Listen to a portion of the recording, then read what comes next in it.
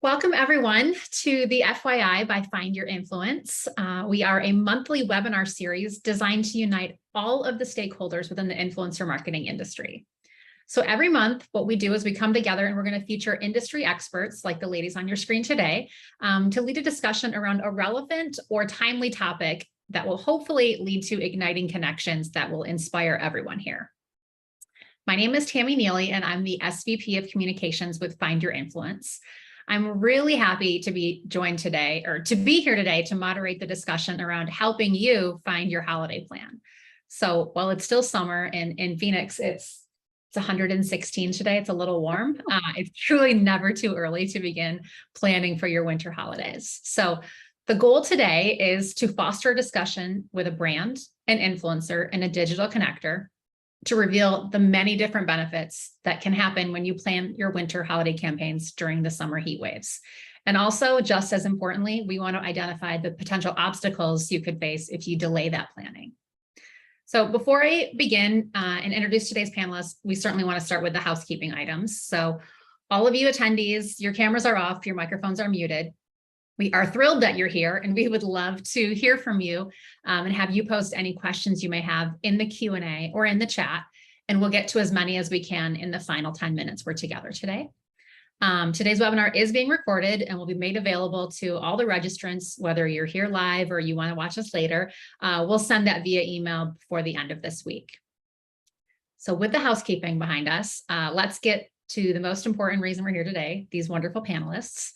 I'm beyond grateful to be joined by three brilliant women who have each had a tremendous impact within this industry. I do want to start by introducing Courtney Thomas. Admittedly, Courtney and I want to call us like Instagram friends. Like we've never met in real life. I hope we do one day. We met on the Clubhouse app several years ago. Remember when that was popular and trendy and that's what everyone was talking about? Courtney was the co-founder of an influencer room there. Not only is she a wife and a mom, she's a full-time digital content creator. You can find her at Cup of Consuela is her handle. She's an influencer coach, an author, and an entrepreneur. So she obviously wears a lot of hats and confidently leans into all of those roles, inspiring other women to do the same. For several years, I've been in complete awe of everything that Courtney has accomplished. And if you go to my Instagram stories, so many of them are just dupes of what I see in Courtney's stories. I'm like, oh, I like that. I want to put that in my story. So thank you, Courtney, for that inspiration over the years. So like me, her audience comes to her for overall lifestyle content, which includes food, fitness, fashion, and her family. Her ultimate goal is to show women that they were not created to fit into a single box. They can do it all and have it all as long as they're willing to work for it. So thanks for being so prompt to respond to my invitation to join us today, Courtney. Thank you so much for being here. Thank you for having me. Next, it's my pleasure to introduce Bette Ann Fialkov, also known as BA. We met within the Women in Influencer Marketing group, and we both serve as mentors to other women in the industry through that group. BA is an expert in influencer marketing, including celebrity partnerships, entertainment marketing, and strategic brand partnerships. I have geeked out a little bit over some of the celebrities that she's worked with, so that's exciting. She spent over a decade working on the brand side for brands like Google and Lyft, and most recently with Hims and Hers, where she built and executed strategies centering around storytelling and growth within influencers and celebrities. Today, BA is focusing on her consultancy, which she launched over 2 years ago. She has a proven track record of launching and scaling influencer programs and executing PR-worthy celebrity partnerships. And within her consultancy, she has worked across many verticals from fitness to fintech, helping to operationalize these influencer strategies. So welcome, BA, and thank you for everything that you continue to do to make this industry so strong. Thanks so much. Yes. Finally, I'm pleased to introduce Taylor Lee. While I certainly don't know Taylor yet to the same degree I know Courtney and BA, I'm thrilled to learn more about her through our conversation today. Taylor, like many of us, is a results-driven professional who specializes in digital marketing and social media strategies. She has over 10 years experience. She brings that unique blend of creativity and analytical skills to her work. As the digital marketing manager at Torani, Taylor is charged with driving the company's online presence and ensuring effective brand communication through social media and influencer marketing. Transparently, I was made aware of Taylor through Torani's ongoing partnership and campaigns with Find Your Influence.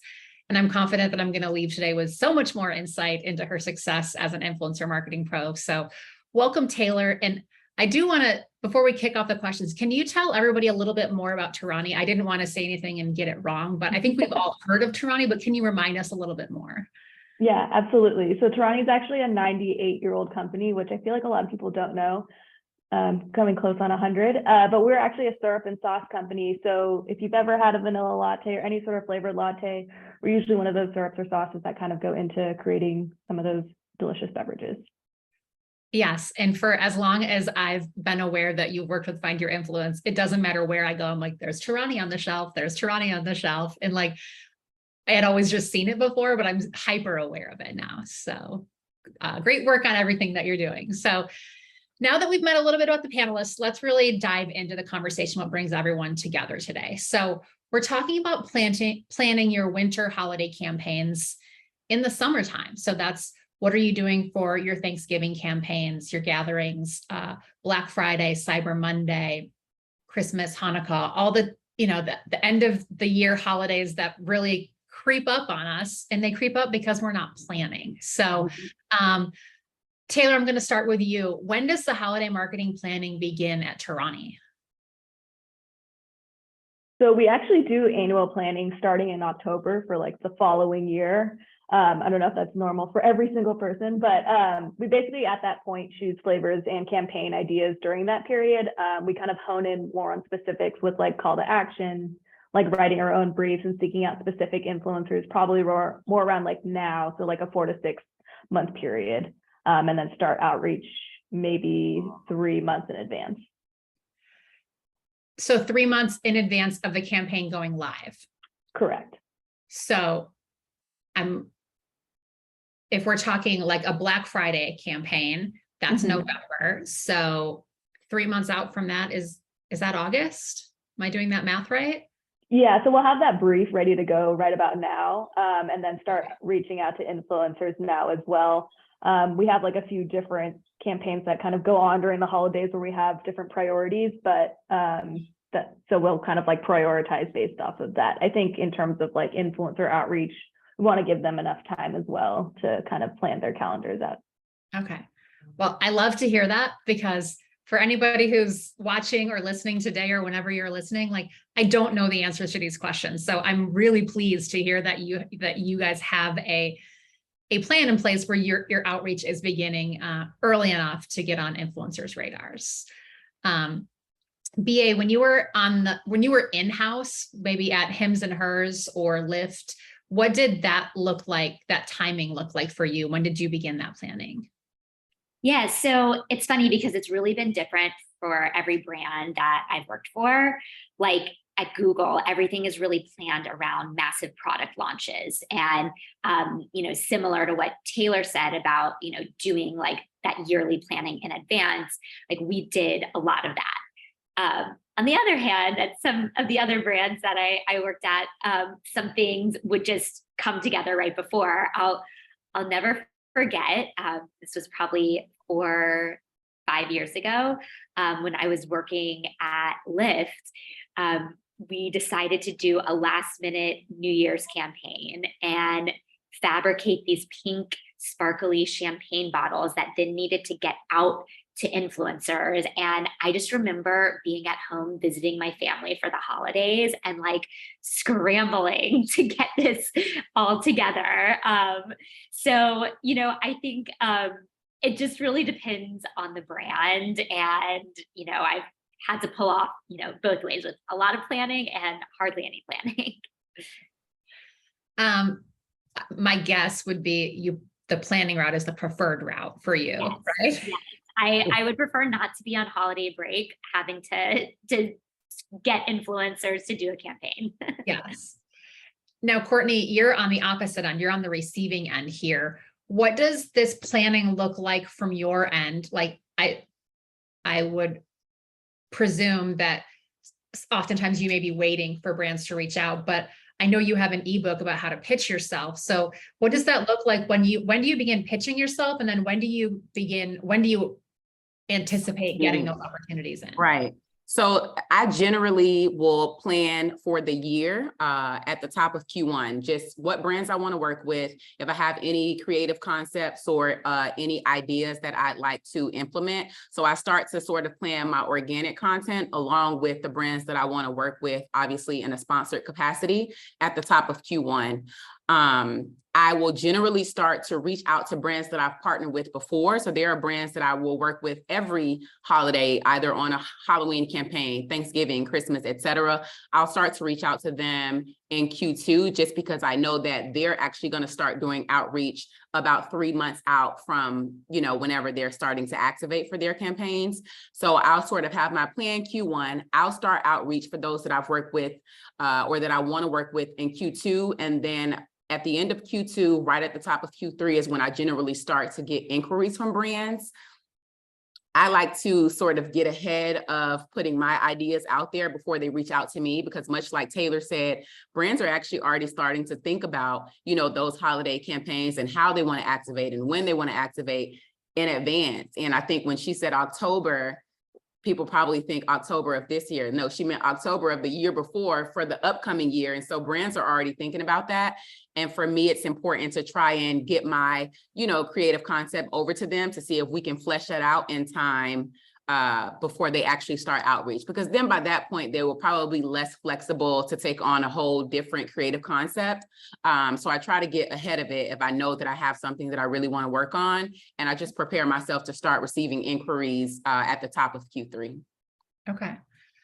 And then Taylor, so if your planning starts the October before, so if October 2022, you were planning for winter holiday 2023, when are those budgets finalized? Because you can plan for months, right? When is the budget finalized? So you can say, okay, I'm making this up, we have $50,000 to put behind this influencer activation in winter 2023. That budget is finalized when for you? So same time period in like that October, the year before, we'll budget out for like influencer calendars for the year. That being said, depending on how our business is doing, like halfway through the year, we'll either plus up more for like a holiday period or around the mid-year point. If we see that something is really working or that we wanted to test and learn towards the end of the year, it's kind of a nice time for us to be able to like try new things as well, going into the following year to see what works for us. Okay. BA, is that your experience too, from the budgets being finalized that early? Yeah, typically you see the overarching budget for the year being finalized for some brands around that time. Most recently, when I was at Hims and Hers, we didn't finalize budgets for the year until the top of the year, so Q1. And then oftentimes, like similar to what Taylor said, like there's almost like they don't want to limit you. If there's a good idea, there's always opportunity to get more budget. And so, you have kind of like the loose framework of what the budget looks like, but there are opportunities to, again, like plus up, test, and do other big partnerships, that opportunistic partnerships. Yeah. So I served as a talent manager for a handful of influencers for a period of time, and it never failed year over year. Between that Thanksgiving and a couple of weeks before Christmas, brands would reach out and say, we have additional budget. What can we do together? I felt often they were in that like use it or lose it cycle of budget. Like we've got to spend it before the end of the year in order to get it in the next budget cycle. Taylor or BA, you're shaking your head. Did you find yourself in that situation a lot? Yes. Not as much at Google, but both at Lyft and Hims and Hers, it was use it or lose it. And we would have to scramble. I remember at Hims and Hers, I had extra budget and ended up doing a big YouTube video with Hailey Bieber. But it was like, we had this money, so we got to use it. And I definitely like that stress at the end of the quarter of like trying to make it happen and not have your budget go down to zero and not being able to use it. I will always remember that. Yeah. And then Courtney, my experience in the talent manager role was influencers would increase their rates in Q4 because they knew there's only so much real estate in your feed, right? Like you're not going to put two brand partners, two activations in the same day. You're not going to put two alcohol brands on back-to-back days. So the real estate gets really tight. Can you walk us through, you don't have to disclose what your adjusted rates are, but when is that changeover date from yeah, so for sure. Traditional rates? Yeah. So 100%, I increased my rates during Q4, and any influencer that is watching this should absolutely increase their rates for exactly that reason. There are so many holidays, whether they're big or small, that will happen within those last 3 months of the year that brands are wanting to activate around. And every single brand has a holiday campaign that they want to work on, and they know the influencers that they want to work with. And naturally, as an influencer, you want to work with as many brands as you can, A, because it's great money, but B, because you probably genuinely have an affinity for these brands. But the reality of it is, holiday season is also a really peak time for organic content. And so now I cook a lot, I do a lot with my decor around the home. And so I've got to find ways to incorporate not only my organic content that my followers love, but also weave in that sponsor content that is happening, over and over again. And so we are sort of overextending ourselves to try and fit everything into the puzzle and not overload our audience with sponsored campaign after sponsored campaign. And so it's a lot of work. And regardless of how often we plan ahead, brands are going to reach out at the last minute.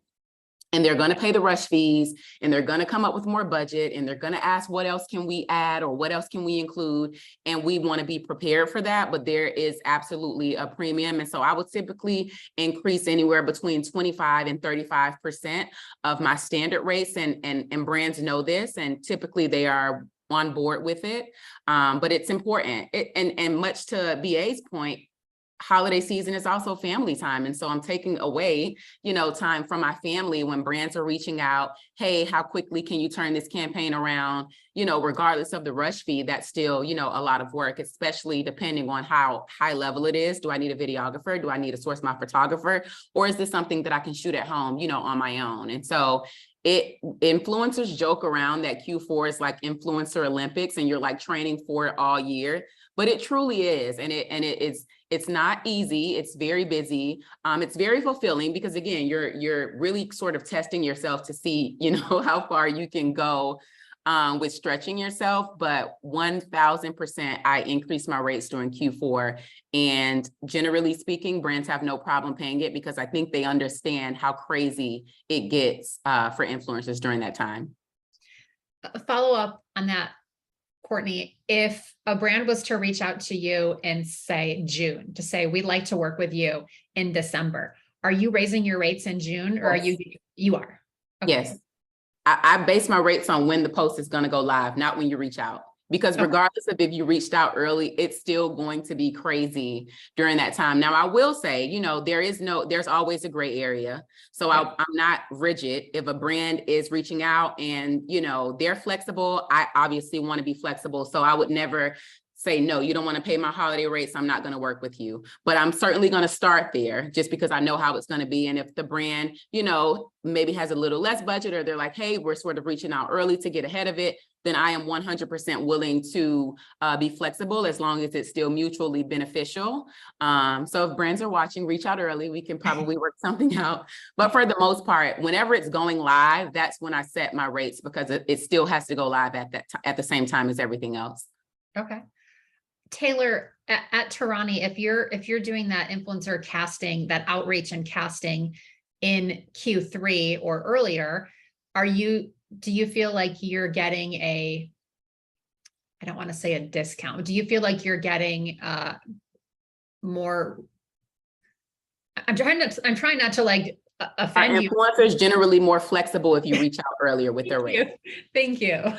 I think a little bit, but I think it depends. Like we have kind of two campaigns ongoing. We have like a brand ambassador. So we have folks who are with us for 6 month period. And so that also includes the holidays. So maybe their rate might flex a little bit just to kind of weave that holiday period in. And then sometimes if we're doing just like a singular holiday campaign, we know to plus up on our end because we know that is also like a pretty high peak period for both influencers and brands alike, as everyone's very busy at that time. So I think there's also just kind of like the acknowledgement that you understand, like, it is a busy period. Everyone wants to spend time with their family. But we also still have to kind of like do our jobs at the same time. So I do think as a brand, we are more flexible in kind of like realizing that and noticing that. Okay.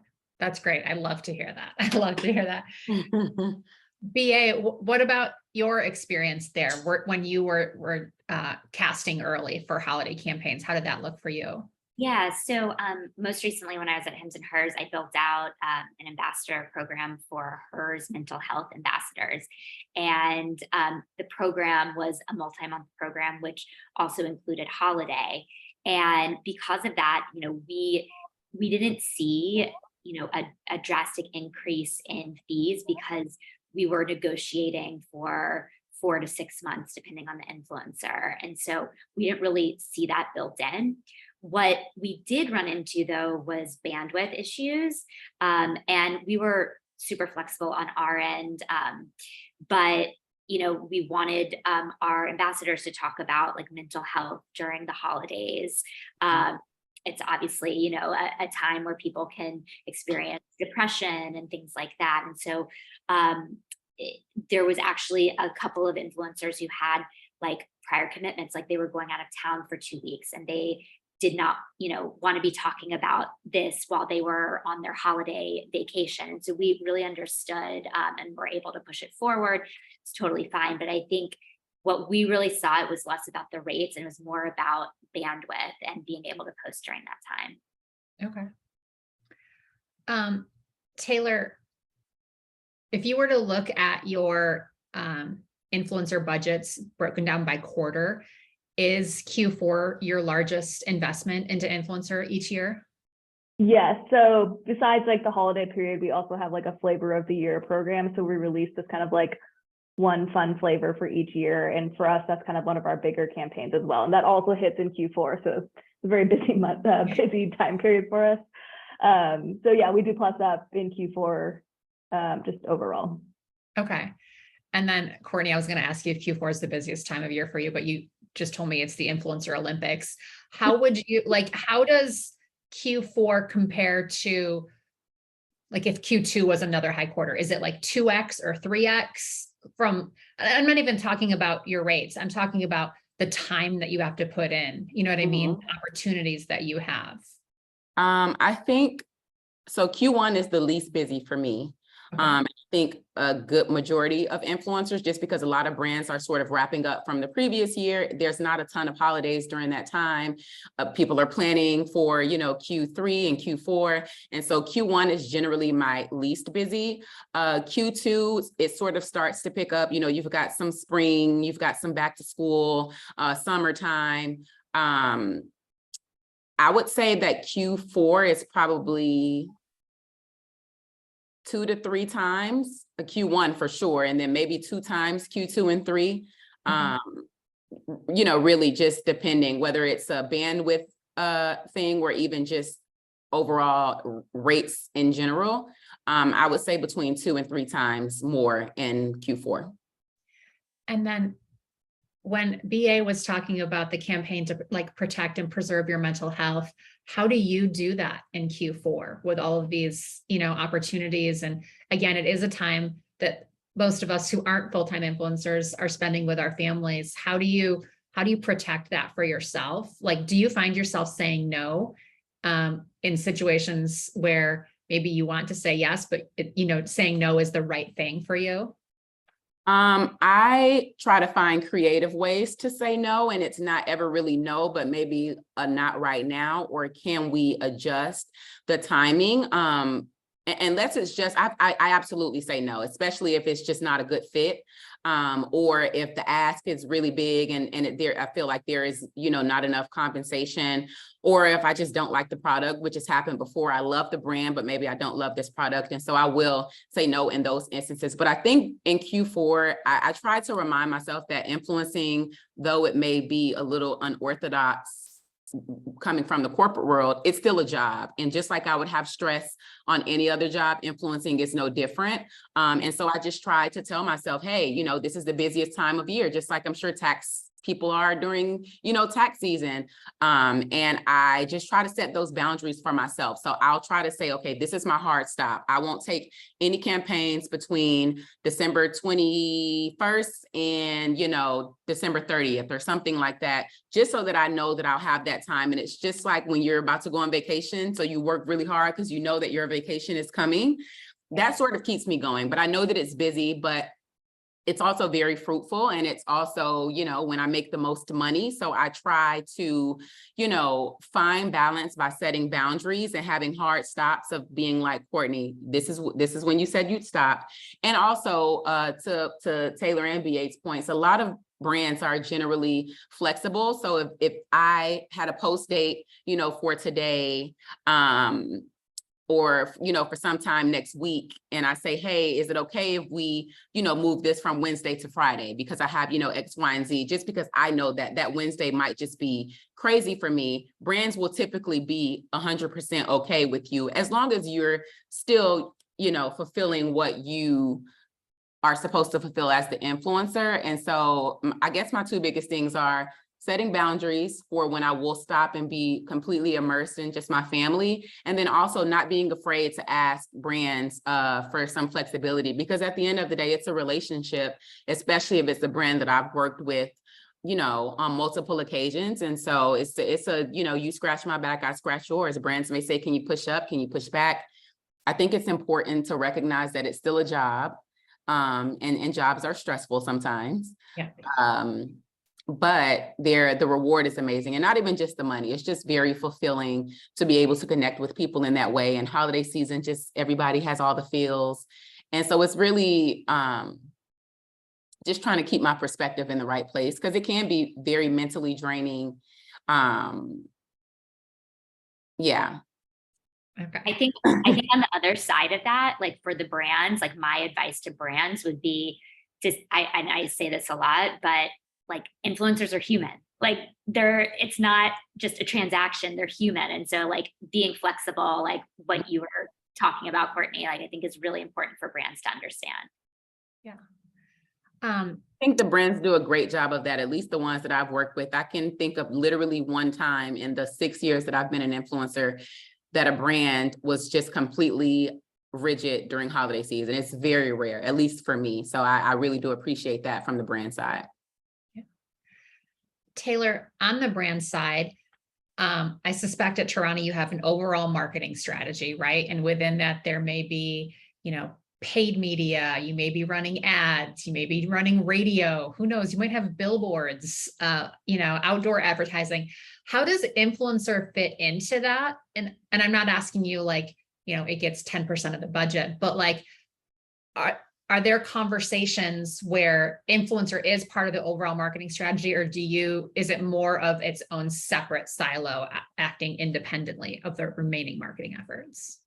Yeah, I think it's a combination. There are areas in which we kind of help every month. I think we want to focus on like a specific retailer, kind of educating our audience on where you can even find us in store. So we do use influencers for like a geolocation, specifically, let's say like somewhere in California or the East Coast. And Find Your Influence kind of helps us like narrow down those influencer base for us in those areas. And so that ladders up to our retail side of things. And then we also have like new product releases almost every quarter. So we use influencers there. And I think that like generally ladders up to our overarching marketing campaign of inspiring people to use our products, educating them on our new products, and really just giving people kind of fun recipe content. Okay. I love that it's kind of both is your answer, because some brands are like, no, influencer just sits over here and everything else is over here, which I don't know how influencer can be successful if it's not tied, a portion of it tied into the overall marketing strategy. So that's good to hear.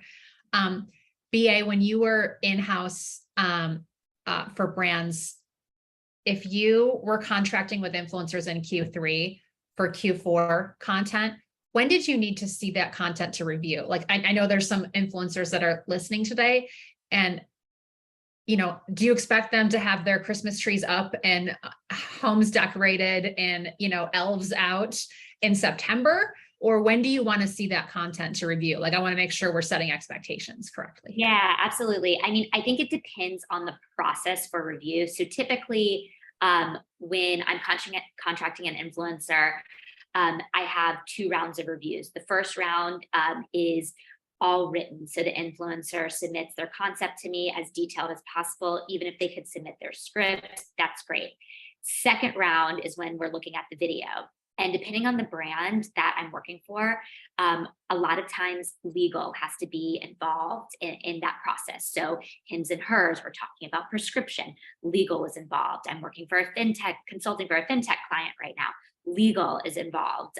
And so you have to factor that in, and that can take like up to 2 weeks for them to either review the concept, the written concept, or the video. So typically I like to see content at least 3 to 4 weeks prior to it going live, because that gives me, that's like in an ideal world. Sure, we can work faster than that, but like if we had all the time in the world, I would love to see it 3 to 4 weeks before it's set to go live, so that we can get through all those, the rounds of revisions and the approvals from legal and other key stakeholders. Okay. Courtney, I saw you shaking your head there about legal review. Sounds like it looks like maybe you have an experience with that. Yeah, I mean, and it's not all brands, to BA's point. I'm actually working with a brand now that's also prescription, and the process has been the longest, most like detailed approval process I think I've ever experienced. But typically in Q4, often brands are probably not even reaching out 4 weeks in advance. So a lot of times there are the quick turn campaigns, or I would say the standard is you reach out now for a campaign that may go live a month from now, which is, pretty standard. And you may get the content a week or 2 weeks even in advance is generally the standard during Q4. I've had situations where I have given brands content 3 to 4 weeks in advance, and you almost forget, like, oh shoot, I have to, follow back up and see where we are with the approval process. So I think it really just depends, to BA's point, on the brand, the approval process. But generally speaking, during Q4, if brands are reaching out and a live date is set, then they're typically, for me, getting that content about 2 weeks to maybe 3 weeks prior to the live date. Okay. And then we're talking about, things coming in last minute, but there's also companies that plan out. Courtney, what's the earliest you've ever heard from a brand for a winter campaign? Dollar General, actually, which I had a year-long partnership last year, reached out to me in February for a holiday campaign, for Halloween campaign, which I thought was insane, but it was amazing. Everything was fleshed out. I got all the information ahead of time. I submitted everything. So it was one of my funnest and easiest partnerships, just because they did reach out so early. Now, that doesn't happen often at all, but I would say generally after July, maybe starting August, brands will start to reach out for holiday. But the earliest for me was in February. Okay. Taylor, when you're reaching out, when you're reaching out for holiday campaigns to influencers, have you ever reached out without having a fully finalized campaign brief? Have you reached out with like, hey, here's a loose draft of what we're thinking, or do you wait until everything's final on internally before you reach out? We try to wait until we have everything fleshed out, because we just don't want to surprise anyone on kind of like the influencer side, right? That's not really fair to them. But I think like for us, let's say our flavor of the year campaign, we don't actually tell the influencer what it is until they accept it. So I think that one's a little bit nuanced, just because like we ask them to sign an NDA once they approve, just so that like that flavor doesn't get out before it's released. So I think for us, as long as we have enough detail to give them in terms of like what we're asking for specifically. So if we're giving you like, we want 1 video, we want 3 photos, we want a Pinterest pin and a TikTok video, and like at least we can give you that. Whereas the actual like flavors and concepts might be in limbo. I think that's kind of like as undetailed as we would get. Okay. And then Courtney, if you were presented with that from Torani, and it wasn't fully flushed out, but you had an idea of like, they want to focus on a vanilla latte. They don't know anything more about this. You've agreed to, terms on usage and rate and all this. Would you sign a contract or would you sign a letter of intent? Like where does that, from the influencer's perspective, what do you need to say, I'm absolutely going to move forward? Do you need it fully flushed out or are you okay? I don't. I think the most important thing really is the scope of work, because that's how we come to terms on rates. So if you can give me all of the deliverables that you need, much like Taylor just said, we need an Instagram reel, carousel post, story sets, a TikTok video, a Pinterest pin, a blog post, whatever that may be. Here's the brand. This is what we're working on. And I know, what the brand is, then I don't need a fully fleshed out brief, just because if they're reaching out so far in advance, anything can change, not just with the brand, but with the world, the approach that we want to take. You may want to add something that may now be more effective. So I'm almost a fan of us making sure that the brief is most relevant closer to the date that we're going to post. But I do think it's important for the brand to at least know how they want to see that activation happen and by way of what deliverables, in order for the brand and the influencer to both sort of get on the same page and manage expectations. So from the influencer side, if you've got deliverables and you've got a scope of work and an overarching campaign brief, then I'm totally willing to sign the contract. Okay, that's great. And then BA, we've talked about, you've worked with brands that have planned, but you also find yourself in situations at the end of the year where it's use it or lose it budget. We want everyone listening to plan and to be proactive, but when you find yourself last minute, you're in the thick of the holiday season.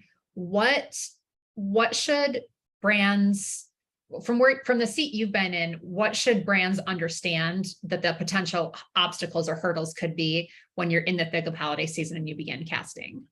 Yeah, so I think first and foremost, when you're in that situation, you need to go to your strong relationships, the influencers that you've worked with in the past, that, if you are on the brand side and you're able to, you've built these relationships with influencers or managers, and you can text them instantly and be like, hey, this is coming down the pipeline and it's coming quick. Like, is there a possibility? I think go for like those low hanging fruit of people that you've worked with, first and foremost. And then I think,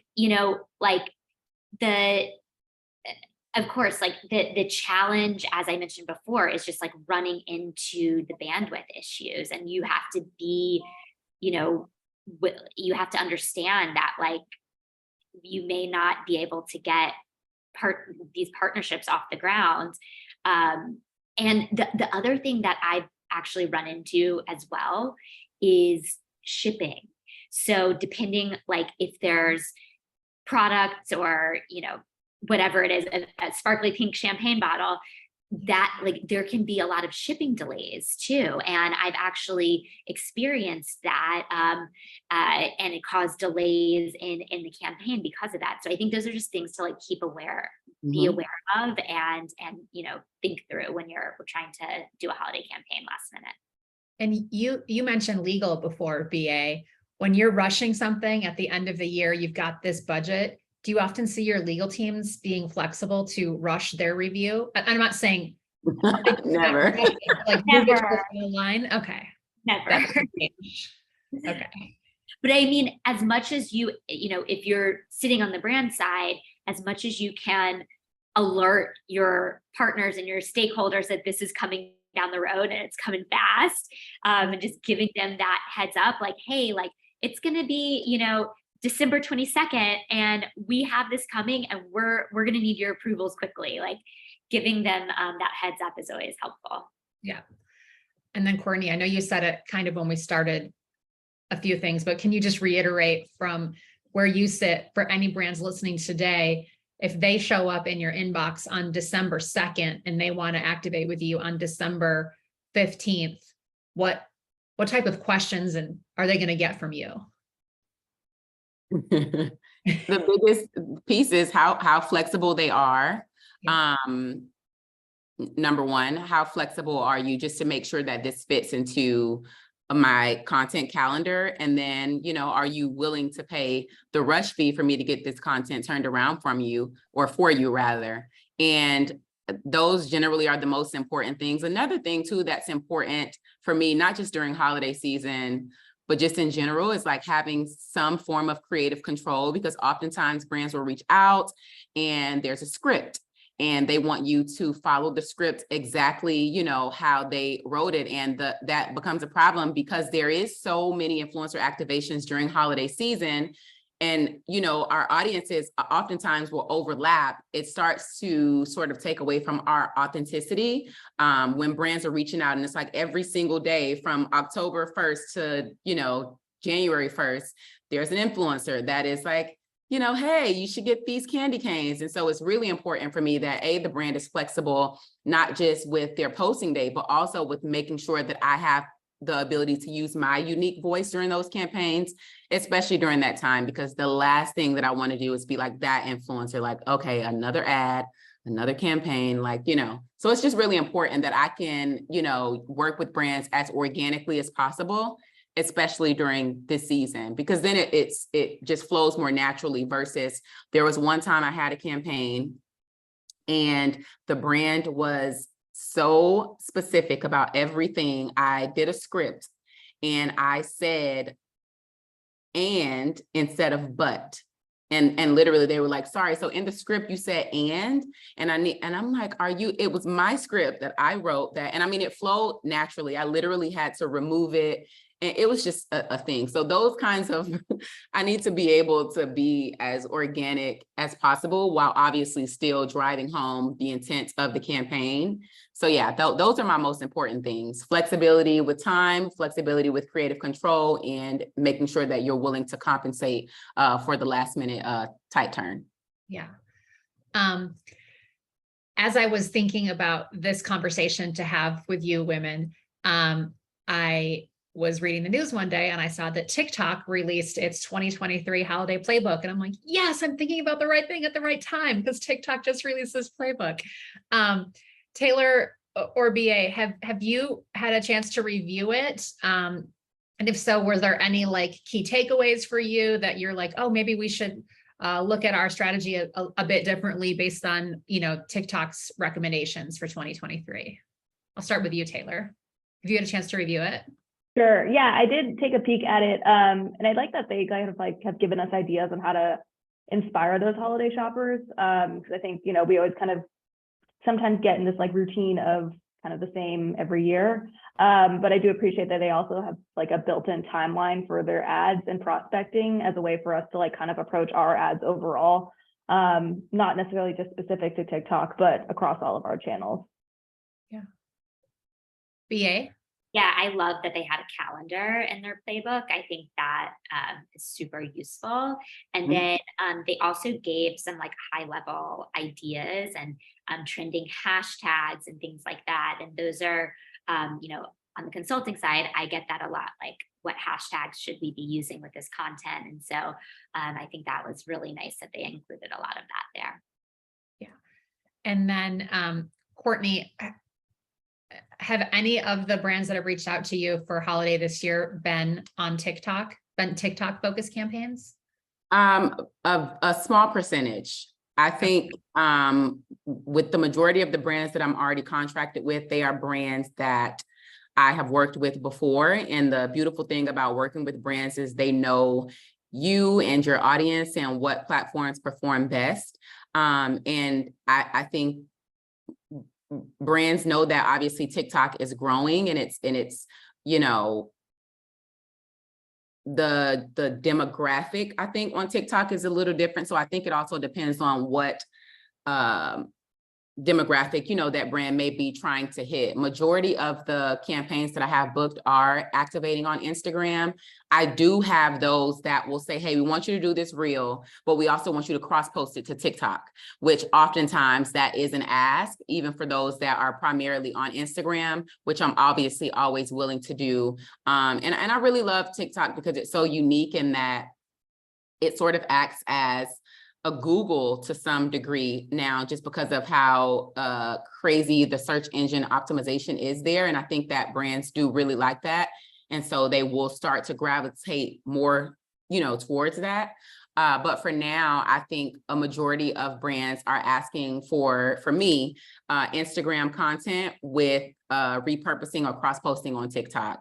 I do have two TikTok only campaigns that will be activating actually before holiday season, which was, pretty cool. But for the most part, I think that brands that work with me that I've partnered with before recognize that obviously my larger audience is on Instagram, though I've grown wildly on TikTok in a matter of, months, which I think is also, pretty great. And I can sort of leverage that for when I do want to pitch brands. But yeah, I think that it just depends on what demographic they want to hit and how you're growing and how your engagement is on either platform. Yep. And then in short order, after TikTok released its 2023 holiday playbook, Meta released theirs. Oh, but of course. I'm fairly certain that Meta's playbook came out before Threads was introduced. So I don't think Threads is in there, but Taylor, what is Torani's perspective on what platforms you think are most effective to activate your holiday campaigns? Are you like testing across all platforms, or are you like, hey, we've tested and retested and tested and we know Pinterest is a platform for us, or what? Yeah.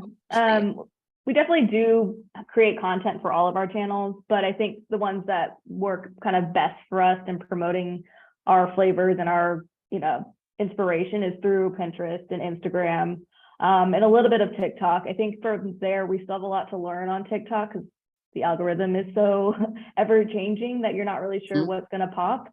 And so that one's a little bit harder to kind of gauge. But I think for us, especially with influencers, we primarily focus on Instagram Reels. We have that collaboration feature that I think is beneficial for both the brand and the influencer. And then Pinterest as well kind of introduced that as well. Okay. Courtney, what platforms are you anticipating will perform best for you in 2023? And maybe looking back at past holiday seasons. I know you have a blog too. I would be remiss if I didn't mention your blog. Are you seeing brands request content on the blog during the holiday seasons too, to optimize for that keyword search? No, and I think that's because in this age, short form content is king. Okay. Even on YouTube, which used to be like the platform for longer form content, has now introduced YouTube Shorts simply to compete. This generation just does not have the attention span to sit down and read a 10-minute blog anymore, especially when they can go to TikTok and type in the exact same topic and get a 30-second video about the very same thing. And so I think if brands want just like that evergreen content and they are still like a little bit more traditional, then sure, people still search things and blogs will come up. But I think in terms of like really getting that brand awareness out there and moving up the sales funnel to really get people to purchase, brands are looking at that short form content because it just moves so much quicker. And so for me personally, I perform really well on Instagram and TikTok. I started my TikTok in August of last year, and I got on wedding TikTok because I planned my wedding in October of last year. And between August and October, I grew to 35,000 followers in about, 2.5 months, just because everything on TikTok just moves so quickly and people are searching things so quickly. And it's so easy to find. If I remember red shirt eating a banana, type that in TikTok, literally the video will come right back up. If I can't, remember anything from it, which I think is so cool and really sets TikTok apart.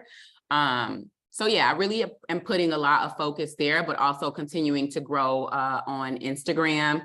And so I think those will certainly be my two highest performing platforms, I should say. And Pinterest is also a really good one that I think a lot of people sleep on.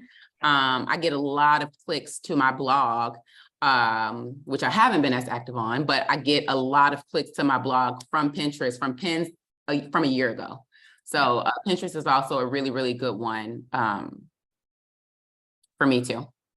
And I think you mentioned that, TikTok is like a search engine. Pinterest is too. And I think a lot of people, like you said, Courtney, are sleeping on both Pinterest and TikTok as a search engine. Google's not ranking #1 as the most used search engine anymore. TikTok is. So brands need to should keep that top of mind too. Sorry, BA, did I cut you off? Yeah, no worries. I just had a quick question for Courtney. As you were talking, I was just thinking through this. Are you seeing brands asking for performance metrics from you, like how well you converted when they're, potentially going to be working with you? Are you seeing that at all? On the front or after the engagement? On the front end, like when they're like before they've, when they're courting you, essentially. I would say 20%. I think 20 to 25%. It's not as often. More often than not, they don't ask for metrics on the front end because brands will typically have already sort of watched your page and sort of saw how it performs on the back end. Of course, there are insights that brands can't see without me giving it to them. But for the most part, I think that brands will reach out. And I've even had, a brand to reach out to me. We went back and forth and they ultimately decided to pass. And I say, well, can you offer me any feedback? And they said, oh, well, the brand was just looking for someone, with higher views on TikTok. And so that, obviously lets me know that brands are sort of looking on the front end.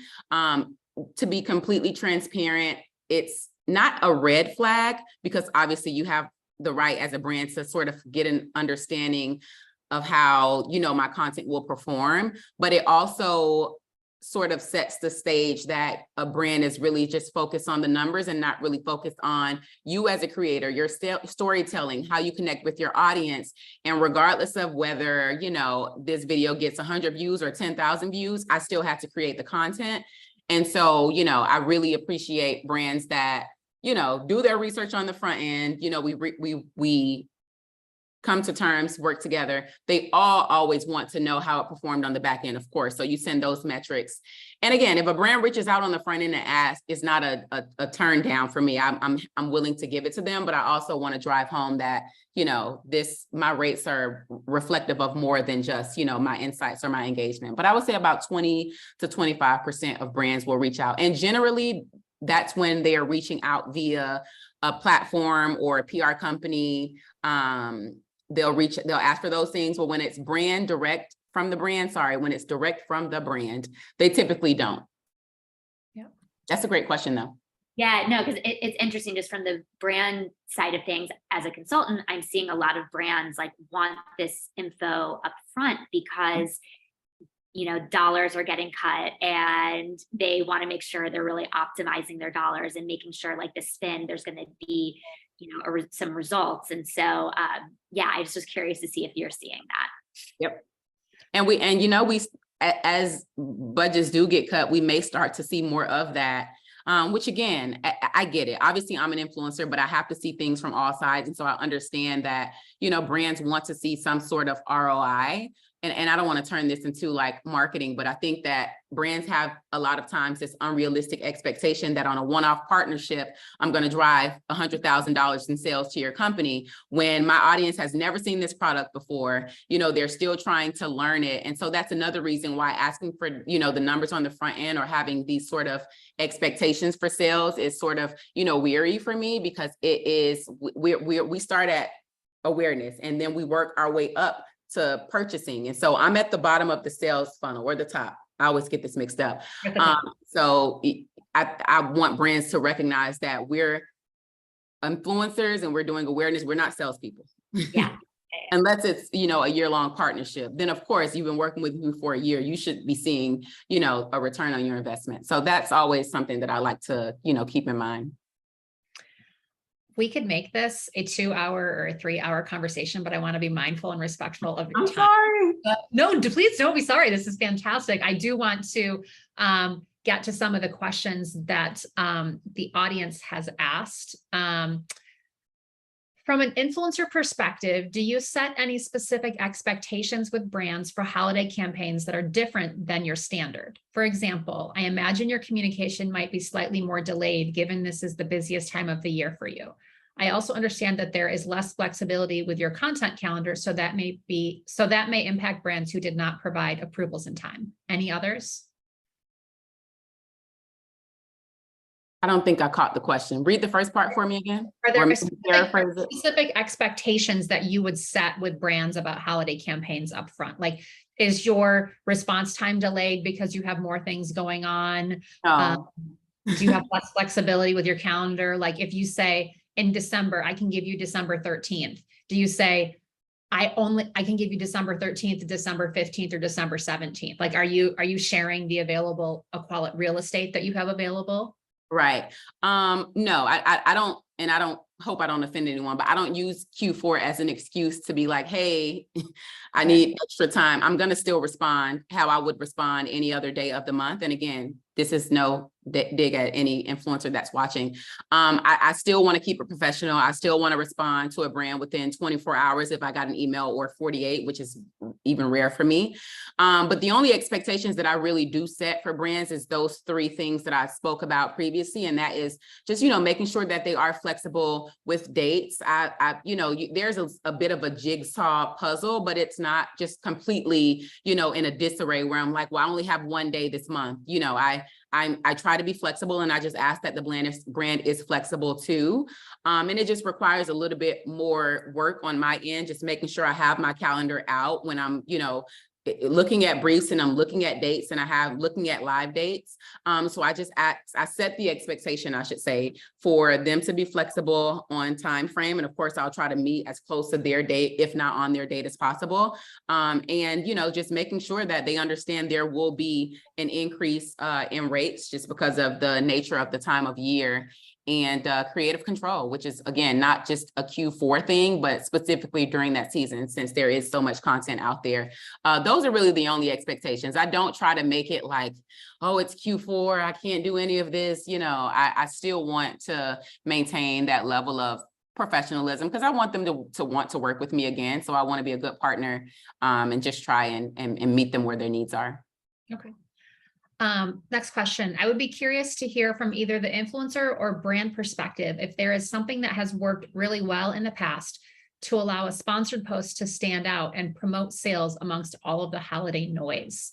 So I'm gonna put that to you first, Taylor. Like, obviously there's other, Courtney's talking about the amount of sponsored content that she has, and she doesn't want any of her content to feel like noise, obviously, as she's partnering. How are you approaching that with influencers? Is it more on the creative side, or how are you trying to stand out in a busy market?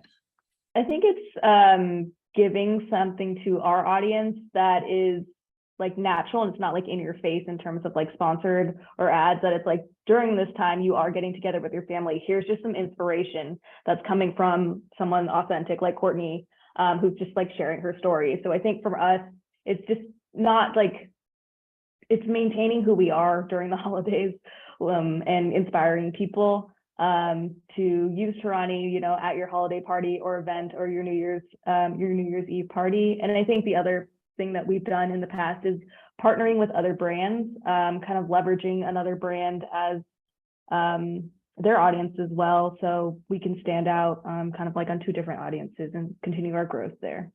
Okay. Well, thank you again, Taylor, BA, and Courtney, for your commitment to making influencer marketing, to making the community so much stronger. If you're not already following or connected with these women, you can find Courtney at Cup of Consuela on Instagram, Pinterest, TikTok, Twitter, Facebook, I'm assuming, YouTube. Are you everywhere, Courtney? I am. And Bette Ann and Taylor are on LinkedIn. So feel free to reach out to them. Thank you to everyone who's watching us today. We appreciate your commitment to making this community even stronger. We invite you to continue the conversation. We've recently launched on both Facebook and LinkedIn. We've launched groups. We'd invite you to join. It's called the FYI by Find Your Influence. Continue the conversation there. If we missed a question today, please go into one of those groups and post it, and I'll try to ping the right lady to make sure that we get an answer for you. And last but not least, we want to extend an invitation to everyone to join us again for a conversation. We're meeting again on Wednesday, August 9th at 1 p.m. Eastern for a conversation with Michael Ostheimer. He's a 32-year veteran of the Federal Trade Commission in their Division of Advertising Practices, and he's going to join us to talk about the new endorsement guidelines. So there's been a lot of questions about that, and the lead attorney who helped write these is going to join us. So get your questions in. We look forward to that. We'll be sending registration information out about that very soon. So thank you all again. Have a wonderful afternoon. Thank you. Thanks.